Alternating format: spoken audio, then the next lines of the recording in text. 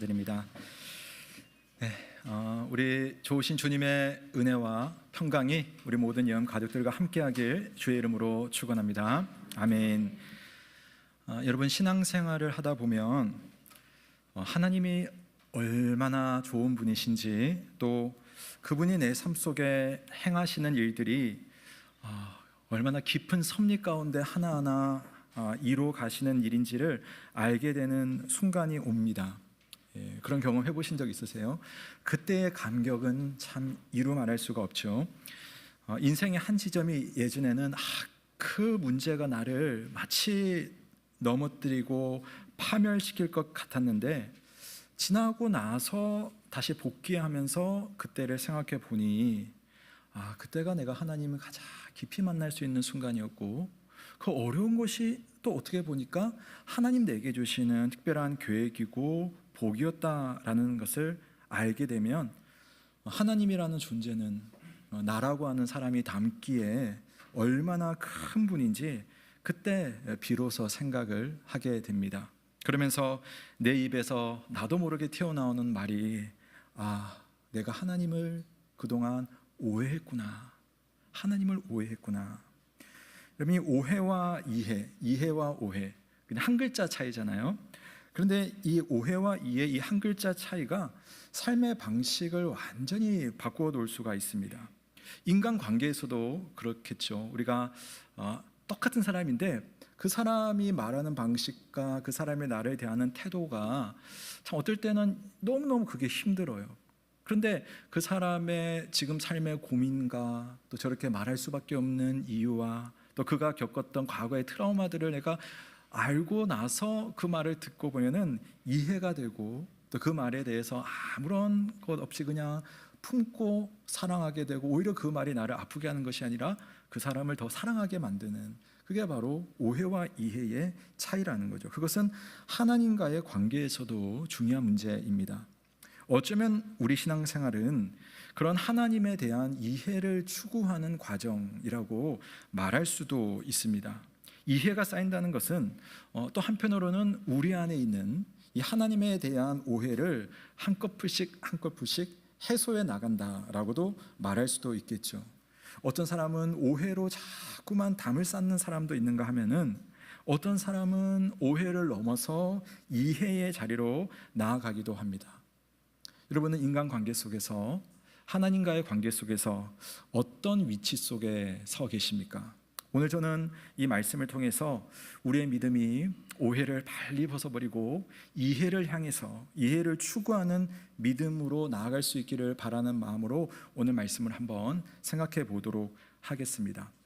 이 계속되는 마가복음 오늘의 말씀은요, 예루살렘 성전에서 일어나는 일입니다. 계속 우리가 그 이야기 보고 있죠. 성전에서 예수님과 사람들이 부딪히는 이야기를 지금 계속 보고 있잖아요.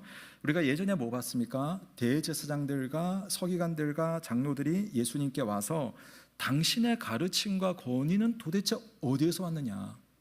누가 당신에게 이렇게 하라고 허락했느냐라고 딴지를 걸었던 내용, 우리가 한 달 전 정도, 3주 전 정도에 우리가 보았죠. 자, 그 다음에는 바리새인들과 헤롯 땅 사람들이 와서 이야기를 합니다. 가이사에게 세금을 바치는 것이 옳습니까? 옳지 않습니까? 라고 따졌어요. 우리가 이미 본 부분이지만 이런 질문들은 사실은 순수한 의도는 아니었습니다. 정치적인 질문이었죠. 이 정치적인 질문을 예수님이 잘못 덥석 물어버리면 예수님을 무너뜨리려고 하는 그런 악한 계획을 가지고 있었습니다. 하지만 아무것도 통하지 않았죠. 그들의 의도대로 되지 않았습니다. 자, 오늘 이야기입니다. 이제는 정치적인 질문 말고 이제 종교적인 질문으로 예수님을 넘어뜨리려는 시도가 있어요. 바로 사두개인들이라고 하는 사람들이 예수님께 드리는 질문이었어요. 이 사두개인들은 사실은 앞서 바리새인들이나 이런 사람들보다 훨씬 더 현실적인 사람이에요. 훨씬 더 정치적인 사람이고 권력지향적인 사람들입니다. 이 사람들은 사실은 귀족 계층들이었고요, 실제로 예루살렘 성전에서 요직을 차지하고 있는 사람들이 주로 사두개인들이었어요. 그런데 이 사두개인들이요, 부활을 믿지 않는 거예요. 부활을 믿지 않습니다. 자, 사두개인들이 인정하는 성경은 우리가 보기엔 이상하지만 그 당시에는 신약 성경은 없는 상태였고 구약 성경이 있어요. 근데 그 성경 중에도 오로지 모세 오경만을 하나님의 말씀으로 받아들였습니다. 모세 오경이 뭡니까? 창세기, 출애굽기, 레위기, 민수기, 신명기, 이것만이 하나님의 말씀으로 받아들였어요. 그러면서 이 모세 오경 안에는 사후 세계에 대한 이야기, 부활에 대한 이야기가 보이지 않는 겁니다. 그러니까 어찌 보면 정직한 거죠. 사두개인들은 이 모세 오경, 하나님의 말씀 속에서 부활이란 찾아볼 수가 없다. 그런데 다른 유대인들이 자꾸만 부활 이야기를 하고 죽은 이후의 이야기를 하니까, 아니 그 근거 없는 이야기를 왜 하느냐, 이게 이제 사두개인들이 바리새인들과 싸웠던 지점이었습니다.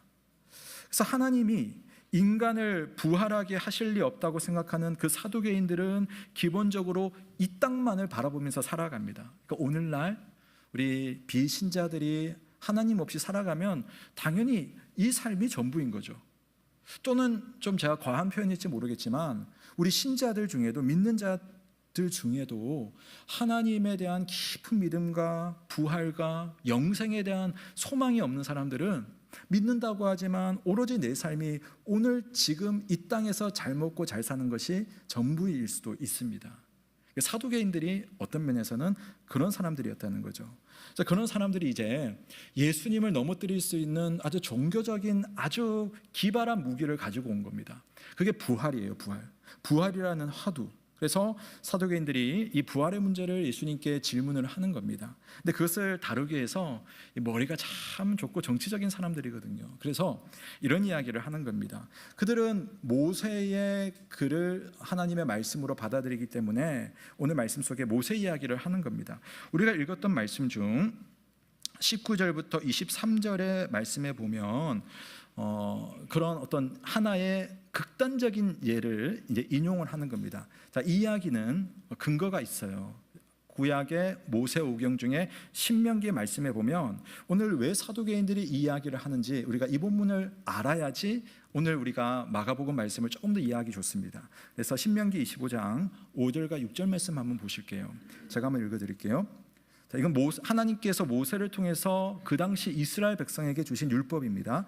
형제들이 함께 사는 데에 그중 하나가 죽고 아들이 없거든 그 죽은 자의 아내는 나가서 타인에게 시집가지 말 것이요 그의 남편의 형제가 그에게로 들어가서 그를 맞이하여 아내로 삼아 그의 남편의 형제된 의무를 그에게 다 행할 것이요 그 여인이 낳은 첫 아들이 그 죽은 형제의 이름을 잊게 하여 그 이름이 이스라엘 중에서 끊어지지 않게 할 것이니라. 그 한자로 말한다면은 형사취수법이라고 하는 율법이에요. 형이 죽으면 형수를 내 아내로 받아들인다는 법입니다. 이게 우리가 보면 오늘날은 참 이상한데 그 당시에는 이해가 되는 거예요.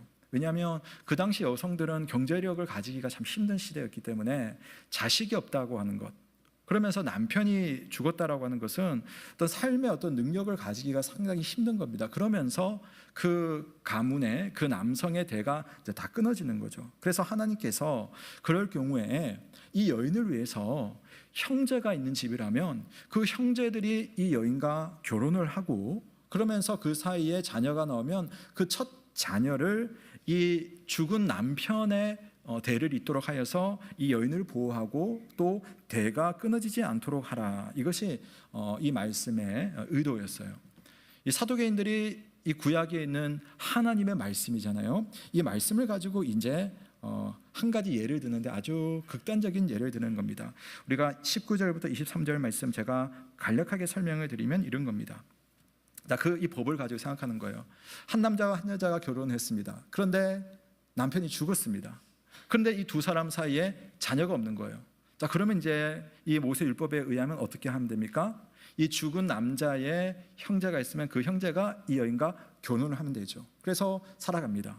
그런데 참 어떻게 운명의 장난인지 그 동생마저 죽은 겁니다. 그런데 또 그 사이에 자녀가 없네요.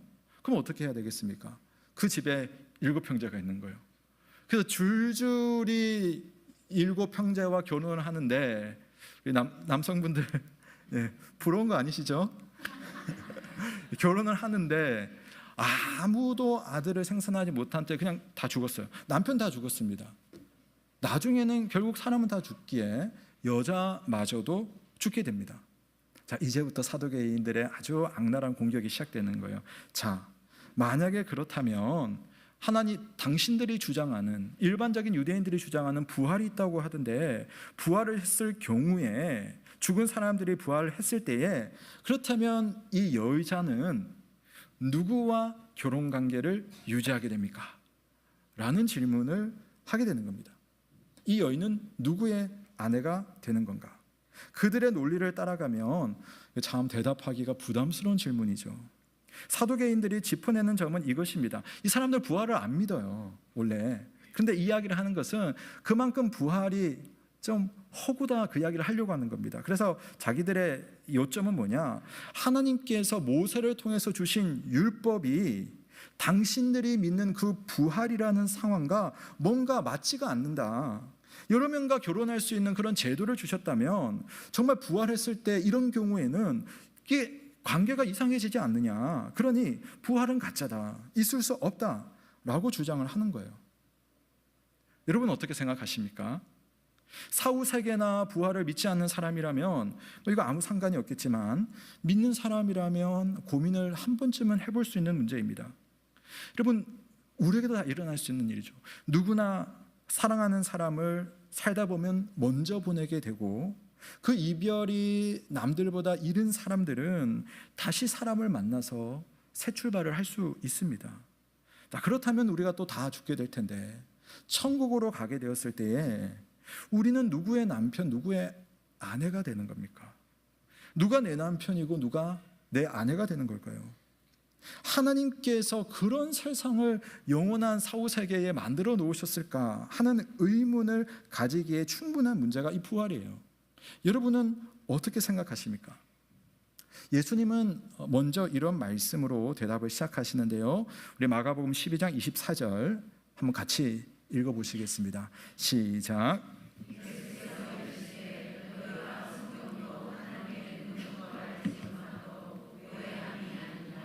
아멘. 너희가 오해했다, 그렇게 말해요. 뭐 때문에 오해했냐면, 첫 번째 너희가 성경을 몰라서 오해했다. 두 번째로 너희가 하나님의 능력을 몰라서 오해했다, 그 이야기를 하는 겁니다. 사두개인들은 스스로 우린 성경적이고 논리적이라고 생각했지만 사실은 이 과도한 상상력을 발휘한 거거든요. 7명의 아들, 남자가 다 죽었는데 아무도 없고, 뭐 그럴 수 없다는 것은 아니지만 너무나 과하게 지금 상상력을 발동을 합니다. 그러다 보면 여러분, 하나님과 하나님의 말씀에 대해서 우리가 너무 과도하게 우리의 상상력을 발동하다 보면 말씀이 보여주는 것보다, 실제 하나님이 가지고 계시는 그 능력보다 다른 것을 판단하거나 또는 심지어 하나님의 뜻을 부정하는 경우들이 생겨나게 된다는 겁니다. 지금처럼. 그것은 인간의 작은 머릿속에서만 휘몰아치는 일종의 찻잔 속의 회오리일 뿐, 하나님의 능력과 의도와는 무관한 경우가 사실은 대부분이에요. 하나님은 내 머릿속의 상상력과는 비교할 수 없이 무한하게 크신 분이라는 사실을 믿으시길 주님의 이름으로 축복합니다. 그래서 우리는 겸손한 마음으로 주님의 말씀을 들어야 되고, 하나님을 묵상할 때도 내 머릿속에 있는 하나님이 아니라 크시고 놀라우신 하나님에 대해서 정직하게 그분을 알게 해달라고 우리는 기도를 하는 것이죠. 오늘 예수님은 사두개인들이 오해했던 하나님에 대해서 두 가지 지적했습니다. 너희는 성경도 모르고 하나님의 능력도 몰라서 하나님을 오해했구나. 자, 저는 이 두 가지를 말씀드리려고 합니다. 첫 번째, 사두개인들은 하나님의 능력을 몰랐습니다. 사두개인들은 하나님의 능력을 자기들 생각의 한계 속에다가 다 가둬두었어요. 그러니까 이들은 부활을 믿지도 않지만, 부활이라는 것을 단지, 만약에 부활이 있다고 한다면 단지 사람이 죽었다가 살아나서 그냥 이 삶을 계속 지속하는 정도로 부활을 규정해요. 하지만 예수님은 부활을 설명하면서 부활 그런 거 아니야. 부활 그런 거 아니야. 너희들이 생각하는 이 땅의 삶이 계속되는 차원의 삶의 연속의 부활이 아니야 라고 하는 것, 전혀 새로운 삶이 펼쳐진다는 것을 주님은 이제 말씀하시는 겁니다. 그래서 땅에서 우리가 보고 느끼고 내가 감각하는 것을 부활 이후의 삶으로 너희가 함부로 판단하지 말라. 그래서 주님이 뭐라고 말씀하시는지 볼까요? 25절 말씀에 보니까 사람이 죽은 자 가운데서 살아날 때에는 장가도 아니 가고 시집도 아니 가고 하늘에 있는 천사들과 같으니라. 이렇게 말합니다. 아까 7명의 예를 든 것은 이 사두개인들이 만약에 부활이 있다고 한다면 우리가 이 땅에서 이 부부관계가 우리가 부활 이후에 어떻게 연결될까에 대한 고민 때문에 이 말을 한 거거든요. 근데 예수님은 전혀 다른 차원을 이야기해요. 우리가 천국에서는 부활 이후에서는 장가 안 가, 시집 안 가, 그런 관계 없어 라고 이야기를 하는 겁니다. 우리 성도님들 중에 금술이라고 하죠. 금술이 아주 좋은 분들은 우리가 이렇게 알콩달콩 사는데 천국 가서 그 관계가 없어지면 어떻게 되느냐, 그런 고민하시는 분 있을 수도 있겠죠. 근데 이건 조금 다른 문제인데요. 자, 이런 겁니다. 우선 사두개인들이 모세의 율법을 들어서 결혼 이야기를 꺼내는데요. 자, 부활 이후의 영생은 지상에서의 결혼 관계를 훨씬 더 뛰어넘는 새롭고 완전한 인간 관계가 펼쳐지기 때문에 사두개인의 이런 예화가 이게 사실은 맞지 않습니다. 자, 우리가 천국에 가면 여러분의 이 땅에서의 부부 관계에서 서로가 이제는 남남이 되고 모르게 된다, 그런 말은 아닙니다. 그거 제가 좀 이따 설명을 드릴게요. 우선 결혼 제도를 한번 생각해 보십시오.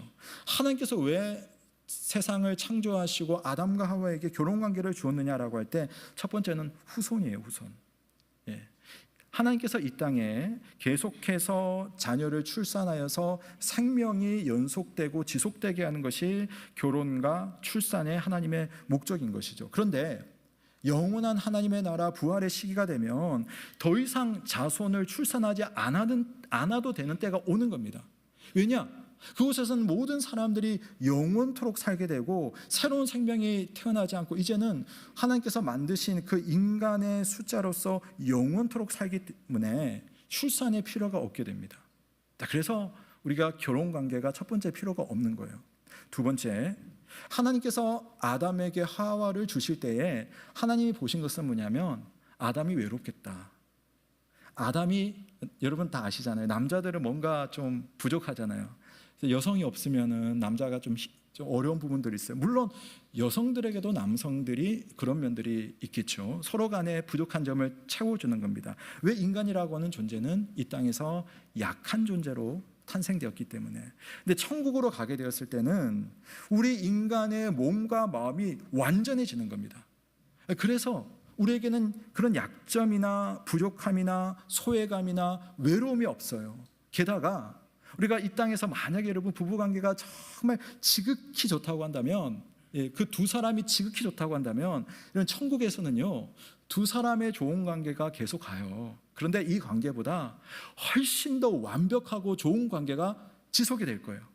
근데 그 관계가요, 이 사람만 그런 관계가 아니라 내가 만나는 천국의 모든 사람들과 그런 관계를 가지는 거예요. 생각해 보세요.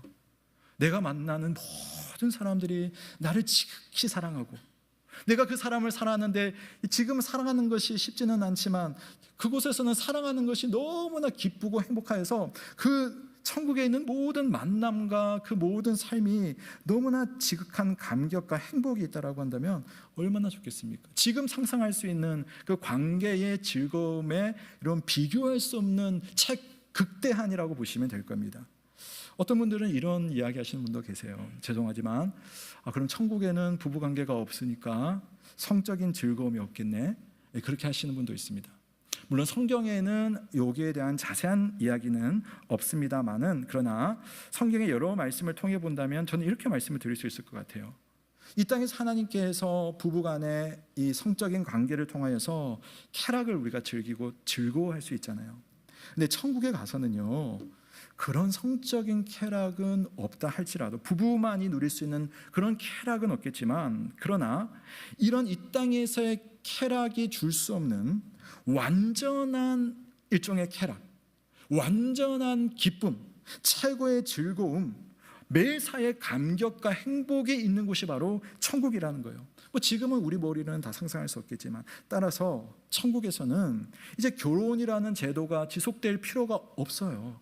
출산이 필요 없죠. 우리 인간관계가 이제는 확장되기 때문에 그런 두 사람만의 결혼관계가 아니라 모든 사람이 주안에서 정말 천국은 사랑의 나라이기 때문에, 그래서 결혼관계가 필요가 없는 겁니다. 누구의 아내가 되느냐 하는 것은 그래서 부활 이후의 삶에 있어서는 의미가 없는 겁니다. 내가 내 남편 가서 내 아내를 모른 척하는 것이 아니라 정말 지금보다 훨씬 더 최고의 좋은 관계를 맺게 될 거예요.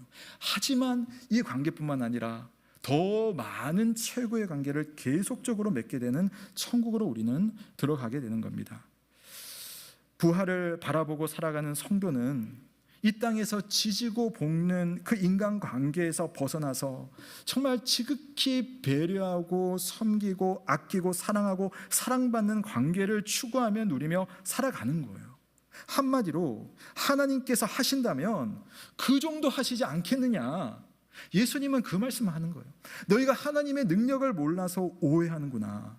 너희들은 어떻게 하나님의 능력을 너희들이 생각할 수 있는 그 정도, 이 땅의 이 테두리 안에서만 파악하느냐 하면서 예수님은 사두개인들이 하나님의 능력을 모르니 하나님을 오해했다라고 말씀을 하는 겁니다.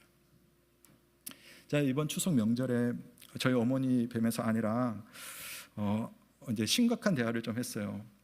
저희 어머니가, 저희는 잘 몰랐는데 보험을 엄청나게 들고 계시더라고요. 엄청나게, 저는 깜짝 놀랄 정도로 보험을 들고 계셨어요. 그래서 이야기를 하다 보니까 제 외아들이고 홀어머니이고 목사니까 이제 본인의, 물론 지금 이제 노후 시절을 지내고 있지만 지금도 식당 일을 하시거든요. 근데 노후에 대한 그런 어떤 자신감도 많이 없고, 또 본인이 이제 일을 할 수 없는 상황이 됐을 때 내 아들이 나를 이렇게 해줄 수 있을까에 대한 그 고민이 너무 많으신 거예요. 그래서 뭐 간병인 보험, 우리 가족에 치매 없는데 치매 보험, 하여튼 제가 숫자를 못 셀 정도로 보험이 너무 많으신 거예요. 그래서 제가 들으면서 참 마음이 좀 찡하고 안 됐었는데, 이 설교 말씀을 준비하면서 그런 생각이 들었어요. 저희 어머니는 제가 초등학교 6학년 때 홀로 되시고 쭉 사셨는데, 그간의 이 땅에서의 삶의 그 괴로움이나 또 외로움에 대해서 저렇게 살다가 가시면 참 안타까울 텐데,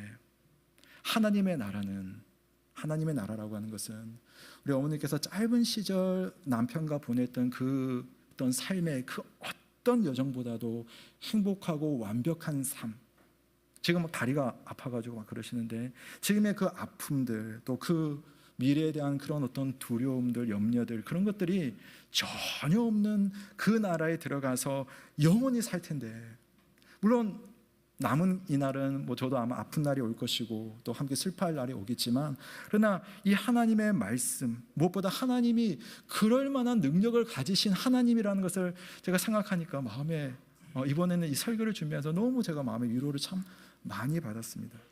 여러분은 어떠십니까? 여러분의 삶에 대해서 고민하시고 또 아픔에 대해서 또 죽음에 대해서 고민하고 있다면 하나님의 능력을 여러분 발견할 수 있고 그 능력을 의지해서 지금을 살아갈 수 있는 저와 여러분 되시길 주님의 이름으로 축원합니다. 두 번째, 사두개인들의 오해와 그들이 몰랐던 것은 하나님의 말씀입니다. 그들은 하나님의 말씀을 몰랐어요. 물론 할 말이 있었어요. 우리가 모세오경만 인정하지만 적어도 우리는 모세오경에 대해서는 전문가야. 이 말씀에 그래도 근거해서 살려고 해서 정직한 사람들이에요. 말씀대로 자기들은 생각했던 거거든요. 하지만 모세오경에서 부활을 찾아볼 수 없으니 난 부활을 못 믿겠어, 그랬던 거거든요. 그래서 예수님은요, 모세가 기록한 말씀을 가지고 와요. 부활에 대한 말씀은 사실 많거든요. 근데 모세가 했던 말 중에 딱 가지고 오는 거예요. 자, 마가복음 12장 26절 말씀입니다. 우리 26절 말씀 함께 읽겠습니다. 시작.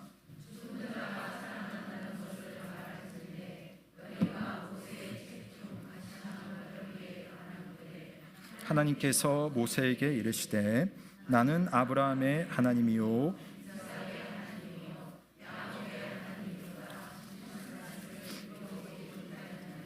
아멘.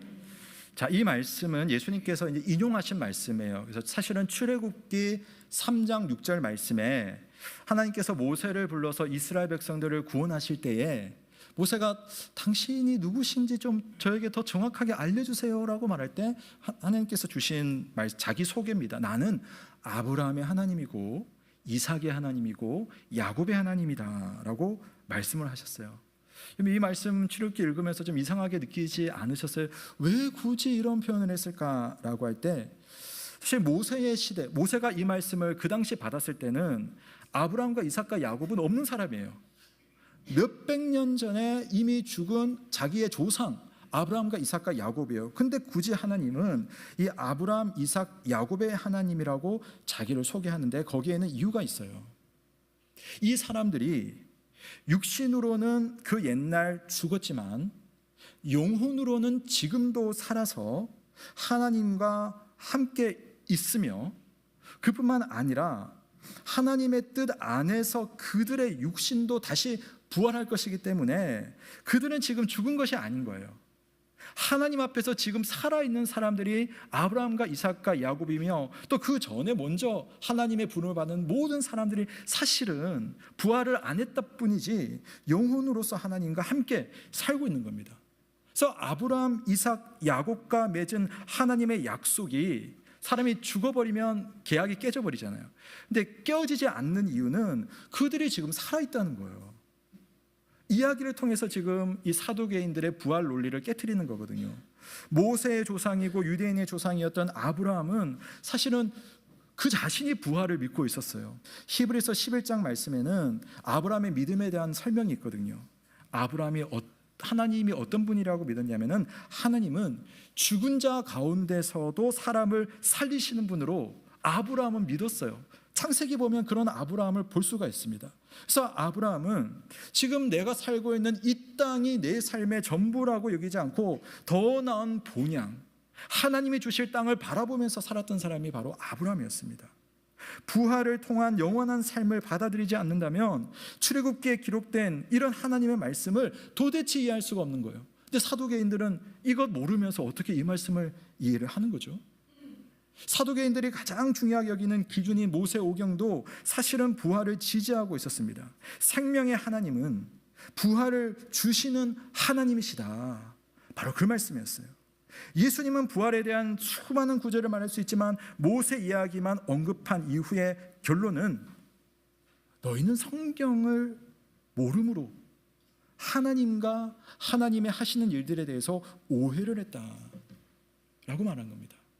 사랑하는 성도 여러분, 성도의 신앙생활은 평생 하나님의 말씀을 접하고 그 말씀에 담겨있는 진리를 묵상하고 묵상한 그 말씀, 그 진리를 내 삶 속에 가지고 와서 적용하고 실천하며 살아가면서 보이지 않는 하나님이 지금 내 곁에 계시는 것을 경험하고 그 하나님께서 내 삶에 동행하시고 인도하신다는 것을 끊임없이 경험하고 느끼는 그것이 바로 여러분 우리 신앙생활 아닌가요? 그러려면 여러분 우리가 말씀과 그 말씀 가운데 계시는 하나님을 만나야 되는데 여러분 어떻게 말씀으로 하나님을 만나고 계십니까? 제가 2주 전에 우리 교회에서 제 연세가 많으시죠. 우리 황순애 권사님 올해 93살 되시는데요. 우리 권사님 신방을 하고 왔어요. 신방을 쭉 하는데 권사님께서요. 죄송합니다. 안경을 안 쓰세요. 그런데 안경을 안 쓰시는데 성경이 막 보이는 거예요. 자잘한 글씨가. 제가 보인다고 하세요. 그래서 제가 안 믿겼어요. 돋보기도 안 쓰고. 그래서 권사님 읽어보세요 했어요. 줄줄줄 읽으시는 거예요. 그러면서 하시는 말씀이 본인은 매일 성경을 많이 읽으시더라고요. 매일매일 성경을 읽고 계신다고 그렇게 하시는 거예요. 귀도 잘 들리세요. 93살 어르신이.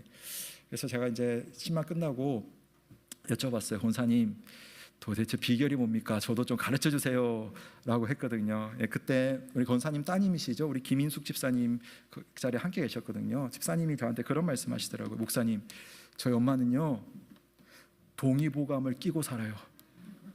동의보감 아세요? 동의보감? 허준의 동의보감? 동의보감을 끼고 사신대요. 제가 보니까 소파에 동의보감이 이렇게 정말 있어요. 그래서 본인이 젊을 때부터 뭐 감기가 있으면 딱 찾아보고 나서 경동시장에 가시는 거예요. 그래서 그거 약초 사가지고 다려 먹고, 뭐 어디 안 좋으면은 또 경동시장 가가지고 또 사가지고. 그러니까 오장육부가 지금 또 건강하신 거예요. 젊은 사람 못지않게 건강하신 거예요. 제가 그거 보면서 감탄을 했습니다.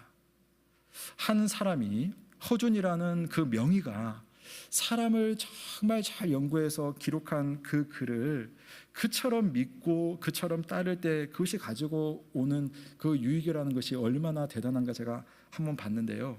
그렇다면 세상을 만드시고 세상의 모든 것을 아시고 세상의 모든 것을 섭리 가운데 인도하시고 한 사람 한 사람 머리카락의 숫자까지 아신다고 하신 하나님께서 우리에게 주신 이 하나님의 말씀을 우리가 묵상하고 그 말씀을 우리가 순종하고 그 말씀으로 살아가며 하나님을 의지할 때에 그때 우리에게 나타날 하나님의 능력과 은혜와 그 놀라운 기적이라는 것이 정말 어떠할까라는 겁니다. 여러분, 하나님의 은혜를 소망하십니까? 그분이 내 삶 속에 기적을 일으키시기를 원하십니까? 그렇다면 여러분, 그분의 방법과 그분의 마음과 그분의 은혜가 담겨있는 하나님의 말씀을 통하여서 하나님을 꼭 만나시기를 주님의 이름으로 축원합니다. 우리가 그걸 하지 않으면요, 오늘 사두개인들처럼 하나님을 참 오해하기 쉽습니다.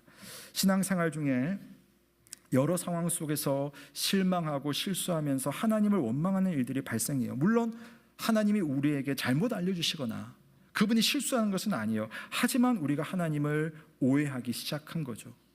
그때는 몰랐거나 지금은 모르지만 언젠가 알게 되고 이해하는 날이 올 거예요.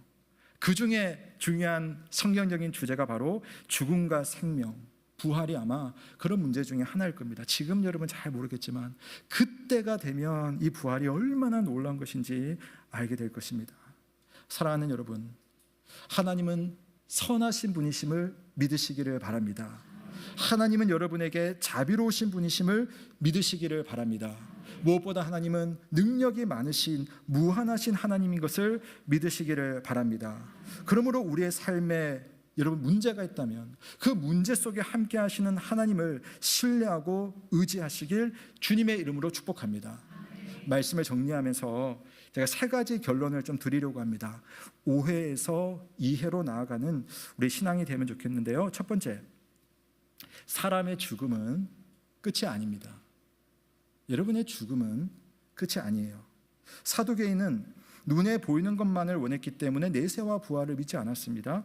그러나 하나님의 말씀은 죽음 이후의 삶을 분명히 말씀하고 있어요. 게다가 하나님이 그 능력을 발휘하지 못하실 하나님이 아니지 않습니까? 죽음 이후에 우리에게 영원한 부활이 있다는 것이 우리 기독교 신앙이에요. 그래서 하이델베르크 교리문답 42문을 보면 이런 질문을 하죠. 그리스도께서 우리를 위해서 죽으셨는데 우리는 왜 여전히 죽어야 합니까? 주님께서 우리의 죽음을 끝내버리셨다라고 했는데 왜 우리는 살다가 죽을 수밖에 없습니까? 라고 할 때 이런 대답입니다. 우리의 죽음은 자기 죗값을 치르는 것이 아니다. 여러분의 죽음은요, 여러분 죄 때문에 죽는 게 아니에요. 여러분의 죄는 예수 그리스도의 십자가가 다 해결했습니다. 그런데도 왜 죽는가라고 할 때 그것은 은혜예요. 자, 죄 짓는 삶을 그치고 죄로부터 내 삶 속에 오는 여러 가지 그 어려움을 이제는 다 정리를 하고 평안하고 영원한 복된 삶, 영생으로 들어가는 것이 바로 우리의 죽음이라는 겁니다.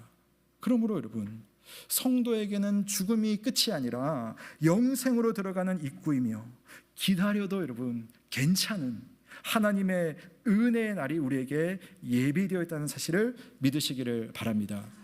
두 번째로, 부활은 하나님의 부름을 받은 성도를 영광스럽게 만들어줘요. 죽음은 슬픕니다, 물론. 그러나 영생으로 들어가는 입구가 되고 부활을 했을 때 하나님이 주시는 모든 영광스러운 것을 우리가 다 가지게 되는 겁니다. 사도 바울이 고린도전서에서 이런 말씀을 했는데요, 제가 한번 읽어드릴게요. 해의 영광이 다르고 달의 영광이 다르며 별의 영광도 다른데 별과 별의 영광도 다르도다. 죽은 자의 부활도 그와 같으니 우리는 썩을 것으로 심었지만 썩지 아니할 것으로 다시 살아나고, 욕된 것으로 태어났지만 영광스러운 것으로 다시 살아날 것이며, 악한 것으로 살 수밖에 없지만 약한 것으로 살 수밖에 없지만 강한 것으로 다시 살 것이며, 육의 몸으로 심겨졌지만 신령한 몸으로 다시 살아나나니 육의 몸이 있는 것처럼 영의 몸도 있을 것이다. 신령한 몸을 입고 하나님 안에서 영광스럽고 정말 더할 수 없는 그런 기쁨과 평강을 누리는 그러한 삶을 영원히 살 것이다. 이게 부활이에요. 사두개인들은 상상도 못하는 부활의 능력이 있는 거죠. 마지막 세 번째로, 부활은 그래서 오늘을 살아가는 우리 성도들의 힘이 될 수 있습니다. 부활을 믿는다는 것은 내가 죽으면 다시 살겠구나, 단지 그게 아니에요. 오늘과 연관이 됩니다. 분명히 부활은 미래 사건이죠. 하지만 부활을 알고 있는 성도들은 오늘 하루를 믿음 가운데서, 확신 가운데서 인내하면서 살아갈 수가 있어요. 소망이 있기 때문에. 우리 로마서 8장 말씀 한번 같이 읽어보겠습니다. 우리 같이 한번 함께 읽습니다. 시작.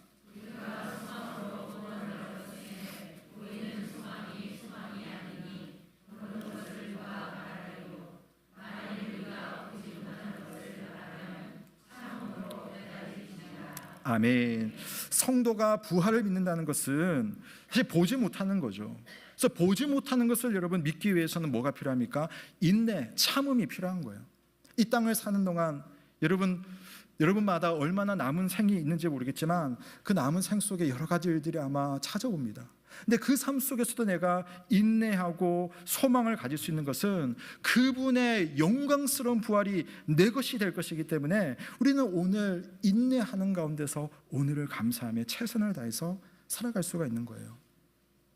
이 성경을 기록한 마가는 이 성경을 기록하면서 그 시대 사람들을 염두에 뒀겠죠. 특별히 자기 교회 사람들, 로마에 살고 있는 그리스도인들을 생각했을 겁니다. 근데 그 당시 로마에 사는 성도들은요, 믿음 때문에 참 힘들었거든요. 믿음 지키기 위해서 가난해지고, 믿음 지키기 위해서 몸에 얻어맞고 핍박당하기도 하고, 믿음 때문에 생명을 잃는 일들이 비일비재한 시대가 마가로부터 그 이후의 시대가 바로 그런 시대였어요. 근데 마가는 이 하나님의 말씀, 예수님의 이야기를 들으면서 자기 성도들에게 이 말씀을 하고 싶었던 거예요. 힘들고 어렵지만 그분이 당신을 영원토록 회복시켜 주실 것이다. 그리고 마가를 통해서 이 성경을 기록하게 하신 성령 하나님은 이 말씀을 읽고 있는 우리들에게도 같은 뜻을 전하시는 겁니다. 현재 우리 중 고통 속에 있는 여러분, 사랑하는 사람의 죽음 때문에, 다가오는 나의 삶의 죽음으로 인해서 이별의 아픔이 두렵고 또 사무치는 그런 누군가에게 예수님 오늘 이렇게 말씀하십니다. 하나님은 죽은 자의 하나님이 아니라 산 자의 하나님이시다. 하나님을 오해하지 마라. 하나님의 말씀을 믿고 그분의 능력을 믿음으로 지금의 이 힘든 시기가 있어도 믿음으로 잘 감당하여서 영원한 하나님 나라에 함께 입성해서 영원한 주님의 은혜를 누리자꾸나 라고 하는 그 주님의 음성을 힘입어 오늘을 믿음으로 살아가는 저와 여러분 되시길 주님의 이름으로 축원합니다. 아멘. 주신 말씀 감사드리며 우리 함께 찬송가 249장 주 사랑하는 자 다 찬송할 때에 부르시고 봉헌하고 기도하겠습니다.